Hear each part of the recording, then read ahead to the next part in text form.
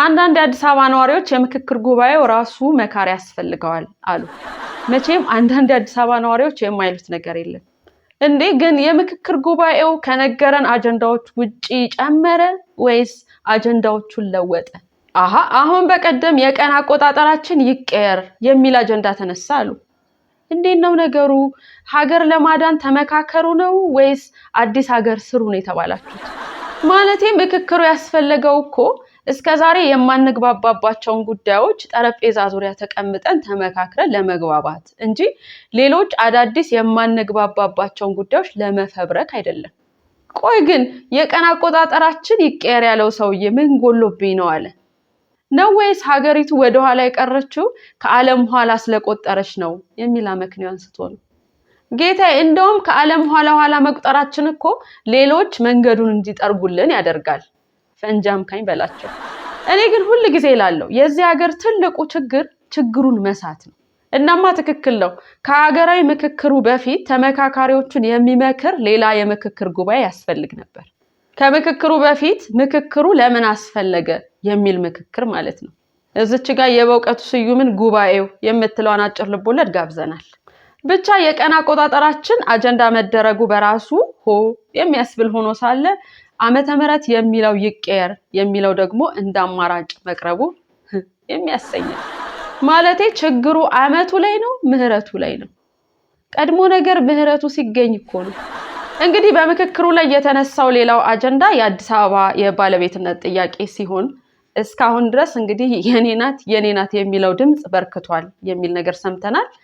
በቃ አዲስ አበባ እንደዚህ ሰፈር ውስጥ ጎረምሳ የሚጋደልባት የሆነች ቆንጆ ሴት ሆና ትረፈው። የተወሰኑ አካላት አዲስ አበባ የተመሰረተችው ኦሮሞዎች ተፈናቅለው ነው፣ ስለዚህ በኦሮሚያ ክልል ልትጠቃለል ይገባል ሲሉ አንድ ተመካካሪ ለልማት መነሳት የተለመደ አሰራር ነው። ለምሳሌ እኔ ከመጣሁበት አካባቢ ለህዳሴ ግድብ ሲባል የተነሱ ሰዎች አሉ እና ነገ ተነስተው የህዳሴ ግድቡ የኛ ነው ቢሉ ተቀባይነት ያገኛሉ ወይ የሚል መስቀል ተሰላጥ የሆነ ጥያቄ አቅርበዋል። ያው ስንመዝነው ተመጣጣኝ አመክንዮ ነውና አግባብ ያለው መልስ ያስፈልገዋል። አንድ ተሳታፊ በተጨማሪ አክለውም የመጣ ነው ለመሸናነፍ ነው ለመከራከር ብለው በጣም ወሳኝ የሆነ ጥያቄ ጠይቀዋል። ጌታዬ ምክክሩ ተምታቷል ያልኩ ለዚህ ነው።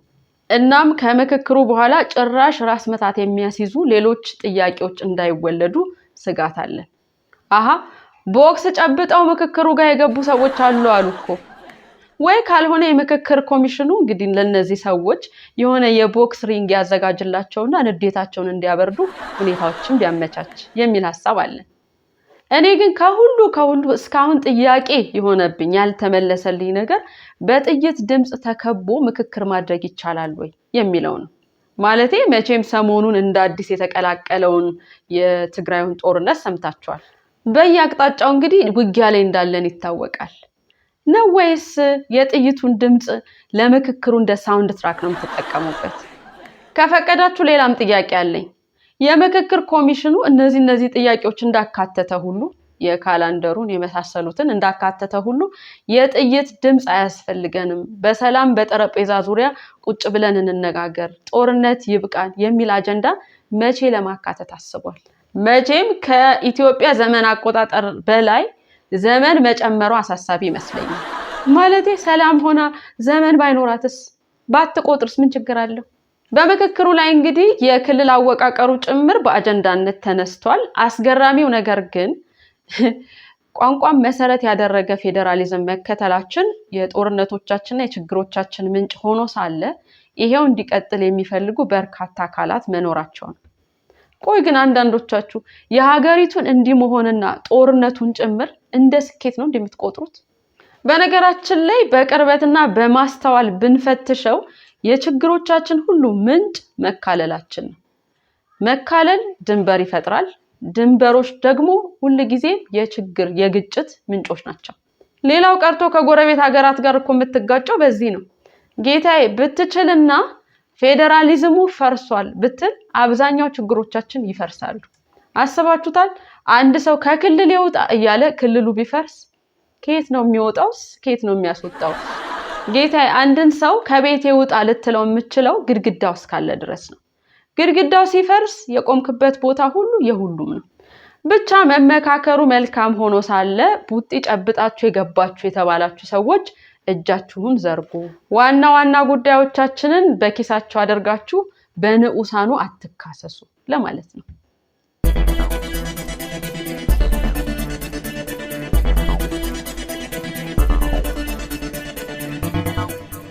መንግስት መንገዶችን በችርቻሮ ሊሸጥ ነው። ከዚህ እስከዚያ ይሄን ያህል፣ ከዚያ እስከዚህ ደግሞ ይሄን ያህል እያለ እንደማለት ይሁን። መክፈል መቼም ዕጣ ፈንታችን ሆኗል። ግን ከከፈልን በኋላ መንገዱ ላይ ጎዝጉዘን የመቀመጥ እድል ቢመቻችልን ለማለፍ ብቻ ያዋጣማ መክፈል። ማለቴ አሁን ከአዲስ አበባ ደብረ ዘይት የክፍያ መንገድ አለ። አማራጭ የክፍያ መንገድ፣ አማራጭ የሚለውን ያዝልኝ። ይሄን ሁሉ ዘመን ምንም ሳንከራከር እየከፈልን ነው። ለምን ቢሉ ያቋርጣላ፣ ለምን ቢባል ጊዜ ቆጥባላ። ታዲያ ለመንገድ እናስከፍላለን ያላችሁት እንደዚህ አይነት አማራጭ መንገድ ሰርታችሁ ነው ወይስ ራሳቸውን በኃይለ ሥላሴ ጊዜ የተቀየሱትን ነው? እንግዲህ እንደዚህ ነው። ይሄን ጉዳይ ምናባዊ አድርገን ለማየት እንሞክራለን። መቼም በየሰፈራችን የሆነች ልጃቸውን አረብ ሀገር የላኩ አንድ ቤተሰብ ይኖራሉ። እናማ ቤታቸውን ቀለም ያስቀባሉ፣ ሶፋ ይገዛሉ፣ ቡፌ ይገዛሉ። ከዛ ልጃቸው ትመጣለች። በመጨረሻ ይዛ የመጣችውን ያው የትም ትበትንና አብራ እንደ ቤተሰብ ማለት ነው በማጥፋት ይተባበሩና በመጨረሻ ላይ ቡፌያችንንም ግዙ፣ ሶፋችንንም ግዙ ሲሉ ይገኛሉ። እነዚህ ሰዎች በአይነ ህሊናችሁ መጡ?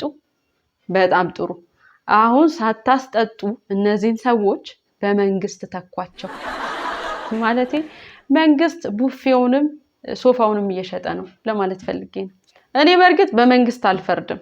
አሁን በቀደም ራሱ የውጭ ምንዛሬ ስርዓቱ ሙሉ በሙሉ ገበያ መር መደረጉ ድህነት አባባሽ ነው ብሎ የዓለም ባንክ ተናገረ። ይሄን እንግዲህ እኛ ገና ድህነቱ ሳይባባስ ነበር የተናገርነው። ብሩ በገበያ ይመራ፣ ይንሳፈ፣ ፍሎት ያድርግ ሲሉ ኧረ ጤነኛ ኢኮኖሚ አይደለም ያለን አልን። በመጨረሻ ግን ብሩ ተንሳፈፈ፣ የኛ ኑሮ ዘቀጠ። ጌታዬ ትይዩ ገበያ ያልከው እኮ ነው የኛ ሀገር ዋና ገበያ። የዋናው ገበያ ላይ ያሉ የምንዛሬ መስኮቶች እኮ ጀርባ ያሉ ሰዎች የባንክ ሰራተኞች ሲያዛጉ ነው የሚውሉት። እንደውም ባንኮች ለሰራተኞቻቸው የጀበና ቡና በማቅረብ የሰራተኞቻቸውን ጤንነት መጠበቅ አለባቸው። በተቃራኒው ድሮ አባቱ ምንዛሬ ነው ምናምን የሚሉ ሰዎች ዛሬ ራሳቸው አባቱ የሚባሉ ሰው ሆነዋል። እናማ የኛ ሀገር ችግር እርስ በርሱ የተጋባና የተዋለደ ነው ልልህ ነው። በዚህ ምክንያት ነው እንግዲህ የተንሳፈፈው ገንዘብ ዋኝቶ የመንገድ ማስከፈል ላይ የደረሰው። እንግዲህ የክፍያ መንገዱ ሐሳብ ከሌሎች ሀገሮች የተቀዳ ነው፣ ሌሎች ሀገሮችም ያለ ነው። ችግሩ እኛም መንቀዳው ግማሹን ነው። ማለቴ ሌሎች ሀገራት የክፍያ መንገድ ሲያዘጋጁ ሌሎች አማራጭ መንገዶችን አብረው አዘጋጅተው ነው። እኛ ሀገር ታሰቡ የተባሉ መንገዶች ግን ሌሎች አማራጭ መንገዶች የሏቸውም። እስካሁን እስከሰማንበት ድረስ እንኳን ሌሎች አማራጭ መንገዶች ሊኖራቸው የማርያም መንገድም የላቸው። እናማ እንዳልኩ ከሲስተሙ የወሰድነው ማስከፈሉን ብቻ ነው። እንግዲህ ቅድም መንግስት ቡፌና ሶፋውን እየሸጠ ነው አላልኩህም? በሚቀጥለው ዓመት ደግሞ በነዳጅ የሚሰሩ ተሽከርካሪዎች ላይ ተጨማሪ ግብር ለመጣል እያሟሟቅን ነው የሚል ጭምጭምታም ሰምተናል። ለነገሩ መንግስት ከዚህ በፊትም ከ2002 በፊት የተመረቱ የነዳጅ ተሽከርካሪዎች ከተማ ውስጥ እንዳይነዱ አደርጋለሁ ብሎ ነበር። ያው ቤት ከተማ ውስጥ ከሆነ እስከ ከተማው ጫፍ ድረስ ትነዳና እዛ ቆመህ ባስተሳፍረ ወደ ቤት ትገባለህ እንደማለት ነው። ወይ ደግሞ ከነ መኪና በክሬን ተጭነህ ትገባለህ፣ በክሬን ተጭነህ ትወጣለህ። አንድ በመለስ ዜናዊ ስም የተቀለደች ቀልዳለች እኮ። ከተማ ውስጥ አህዮች እንዳይታዩ የተደረገ ጊዜ ነው አሉ። ባለ አህዮች ቤተ መንግስት ይቀርቡና ምነው አቶ መለስ እናንተን ሁሉ ጭና ከተማ ያስገባች አህያ ዛሬ ቀን ወጣ ብላችሁ ከከተማ ትጣላችሁ ሲሏቸው እኛ መቻልን እኛ ያልነው በመንገዱ የሚጠቀሙ አካላት ሁሉ በሰዓት 30 ኪሎ ሜትር መሄድ አለባቸው ነው ያልነው አሉ ይባላል። እናማ መንግስት የሚወጡ ህጎችን ነባራዊ ሁኔታዎችን መሬት ላይ ካለው ሁኔታ ጋር የሚያስማማ ሚኒስቴር መስሪያ ቤት ነገር ቢቋቋም የሚል ምክር ሐሳብ ለመለገስ ያህል ነው።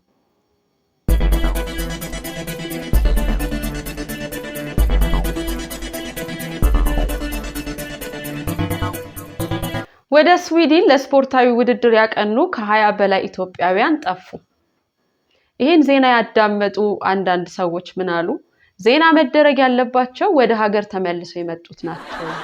እናማ ተመልሰው የመጡት ሰዎች እንዲህ አይነት ቆራጥ ውሳኔ የወሰኑበትን ምክንያት ለማጣራት ያደረግነው ጥረት አልተሳካም። እንዴት ነው ነገሩ ግን? መቼም ካሁን በኋላ አንድም ሀገር ቪዛ የሚሰጠን አይመስለኝም። ግድ ከሆነም ተጫዋቾቹን እግራቸውን በገመድ አስረን ነው የምናጫውተው ማለታቸው አይቀርም። ታየኝ እኮ እግር ኳስ ሜዳ ላይ የእያንዳንዳቸው ተጫዋቾች እግር ታስሮ ኳስ ሲጫወቱ። በነገራችን ላይ ይሄ ዜና የተነገረበት ሰሌዳ ላይ ሁሉ ከስር በኮሜንቶች ሰዎች ያሉት ምንድነው?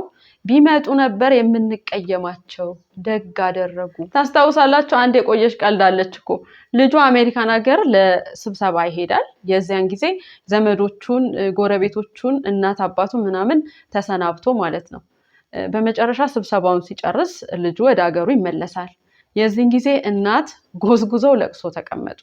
ጎረቤቶቻቸውም ልጇ እኮ ከአሜሪካ መጣባት ተመለሰባት እያሉ ለቅሶ ደረሷቸው። ያው ትንሽ ጠቆርና መረር ያለሽ ቀልድ ናት።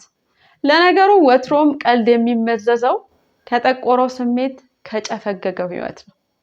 ብቻ እነዚህ ለስፖርታዊ ውድድር ያቀኑ ተጫዋቾች የጠፉት ውድድራቸውን ካከናወኑ በኋላ መሆኑን ሰምተናል። እግዜር ይስጣቸው ለማለት ነው። ውድድሩንም ሳያከናውኑ ቢጠፉስ? በነገራችን ስር ከጠፉት የቡድን አባላት መካከል ከ8 እስከ 10 የሚገመት እድሜ ያለው ልጅም ከእናቱ ጋር ይገኝበታል። ለቤተሰብ አባት የጎደለው ማለት ነው። እኔ መቼም ይሄ የዜና ማቅረቢያ ጠረጴዛ እንጂ የፍርድ ስላልሆነ አልፈርድም። አሃ ዞር ስትል የጦር ወሬ፣ ቀና ስትል ዘሬ ዘሬ። ምን ይሄ ብቻ ልስራ በቃ ራሴ ልለውጥ ብለህ ስትቀጠር ኑሮ ዋይ ዋይ ዋይ ይልልሃል። አይ በቃ የራሴ ስራ ይሻለኛል ብለህ ደግሞ የራስህን ስራ ስትጀምር ገቢዎች ወዬ ወዬ ይልሃል። እና መውጫ ቀዳዳ እንዳጣች አይጥ ስትሆን እንኳን ስዊድን ሄደህ አይደለም ሱዳን ሄደህ ትጠፋለህ። ስለዚህ ዊ ሊስን ዊ ዶንት ጀጅ። የአንዳንዱ ክፋት ግን ልክ የለውም። የእውነት አንዱ ምን አለ? ኢትዮጵያ ራሱ እድሉን ብታገኝ ትጠፋለች። ለነገሩ አንዳንድ የሆነ ነገሮች ሲደራረቡ እኮ መንግስት ራሱ ደህና ሀገር ሲሄድ ሊጠፋ ይሆን እያልን እንጨነቃለን። አሁን ባለፈው ራሱ ጠሚው ወደ ጠፈር ሊጓዙ ነው የሚለውን ዜና የሰማን ጊዜ ጠፈር ሄደው ጥገኝነት ይጠይቁ ይሆን የሚል ጭንቀት ውስጥ ነበረ።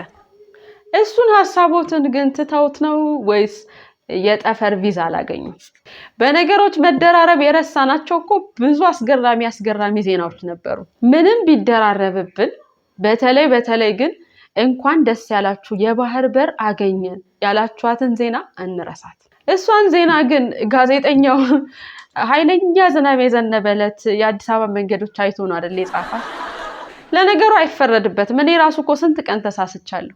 የአንዳንዱ ቀን ጎርፍ እኮ የባህር በሩ ተከፍቶ የገባ ነው የሚመስለው። ብቻ የልጆቹ መጥፋት የሚናገረው ነገር እንዳለ ሆኖ በዜናዎቹ ስር ደግሞ ያሉት አስተያየቶች በራሳቸው ዜና በፈገግታ ናቸው። ስለዚህ ከዜናው እናንተ ኖት ውሰዱ፣ እኛ ደግሞ ፈገግ እንላለን። ታዲያ አንዱ ምን አለ?